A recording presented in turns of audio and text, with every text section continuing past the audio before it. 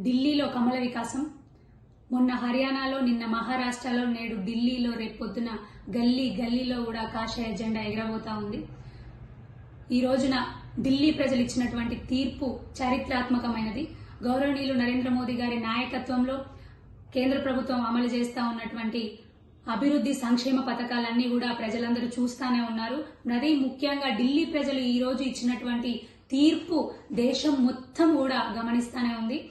మరీ ముఖ్యంగా అబద్ధపు హామీలు ఇచ్చుకుంటూ, అబద్ధపు గ్యారంటీలు చెప్పుకుంటూ కాంగ్రెస్ చేస్తున్నటువంటి నీచ రాజకీయాలకు ఈ తీర్పు చెంపపెట్టు లాంటిది. మరీ ముఖ్యంగా ఆప్ నేతలకి, ఆప్ పార్టీ ఏదైతే ఉందో అర్బన్ నక్సలిజాన్ని ప్రోత్సహిస్తూ, అర్బన్ నక్సల్స్ లాగా ప్రవర్తిస్తూ ఎక్కడికక్కడ ప్రజలందరినీ, హిందూ సమాజాన్ని, సనాతన ధర్మాలని మోసం చేసుకుంటూ వస్తున్నారు. వాళ్ళకు ఒక చెంపపెట్టు లాంటిది. ఈ రోజు ఆప్ కార్యాలయం మూతబడిపోయింది. కమల వికాసం జరిగింది. చీపురు హస్తం మసగవారిపోతే కమలం కాషాయ రంగులో వికసించింది ఈ రోజున ఢిల్లీలో. మరి సీఎం రేవంత్ రెడ్డి గారు తెలంగాణ రాష్ట్రంలో గాడిద గుడ్డు పట్టుకొని తిరిగి బహుశా ఢిల్లీ వెళ్లి కూడా అదే గాడిద గుడ్డుని ఇచ్చినట్టున్నారు. అందుకే కాంగ్రెస్ లో అదే కనిపిస్తా ఉంది వాళ్ళు అక్కడ.